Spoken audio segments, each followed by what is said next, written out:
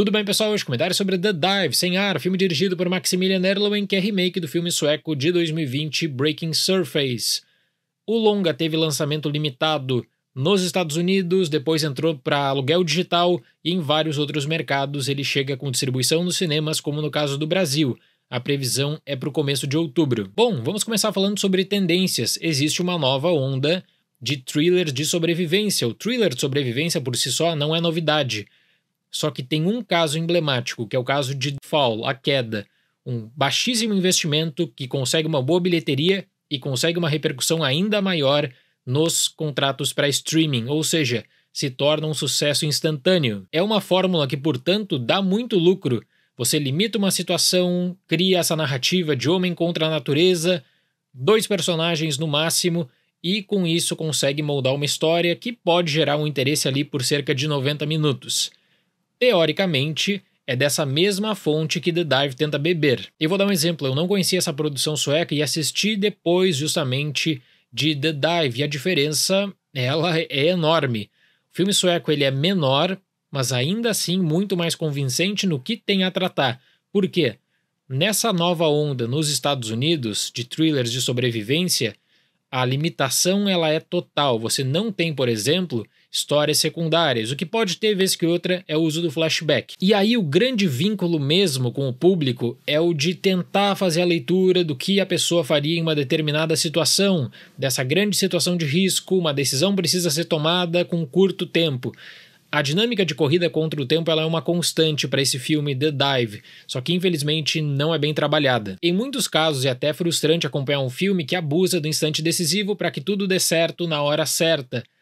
Curiosamente, em 90 minutos de duração, The Dive tenta fazer isso, só que é o contrário.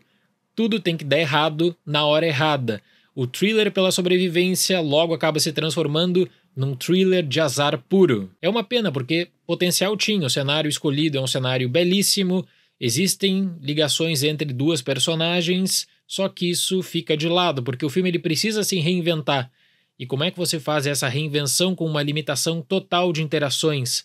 The Dive nunca consegue superar isso. May e Drew, interpretadas por Louisa Krause e Sophie Lowe, são irmãs que decidem mergulhar em um local belíssimo, mas isolado. Quando uma delas fica presa em uma rocha, as 2 precisam bolar um plano de resgate, com a preocupação com a baixa temperatura e o nível de oxigênio. As 2 atrizes definitivamente não comprometem, elas são competentes ao tentar trazer esse drama pela sobrevivência que vai se transformando em 90 minutos de duração. O problema mesmo é o texto. As personagens elas acabam ficando limitadas a uma espécie de resgate, então uma delas até precisa voltar à superfície para ver o que ela teria de material à disposição, e junto disso, lembranças do passado. E isso aqui que é muito mal feito mesmo.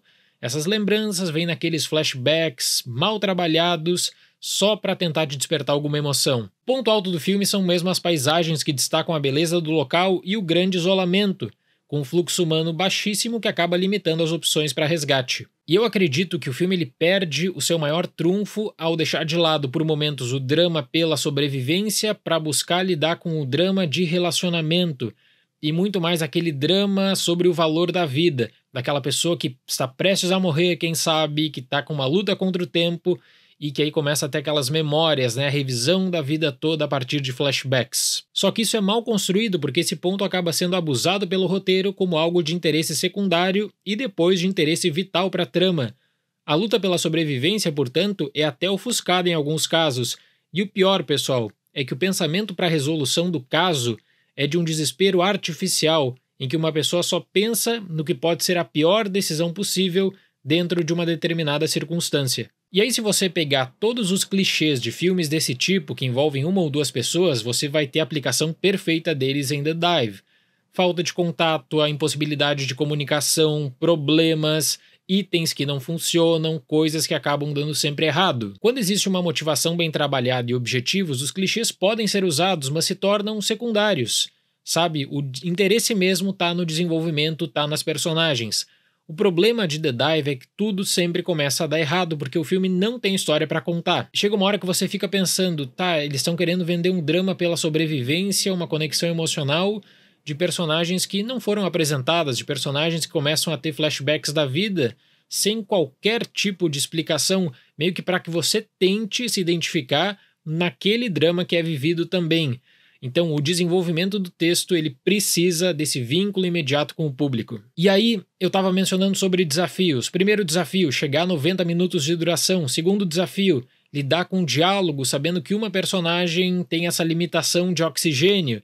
Então, você tem um drama também sobre os cilindros de oxigênio. Terceiro grande problema e terceiro grande desafio, como é que você vai estruturar diálogos, então, sabendo que uma pessoa ela tem que ficar quieta a maior parte do tempo. Então The Dive é um filme que tem 90 minutos de duração, mas com um ritmo muito cansativo, que você sai exausto da exibição pensando que passaram 3 horas, porque as coisas raramente acontecem de maneira satisfatória. É azar, desilusão, um grito, depois também alguma coisa na tela para expressar uma revolta, e a aplicação dessa revolta que deixa a desejar muito. Talvez a limitação para uma pessoa criaria um bom curta-metragem.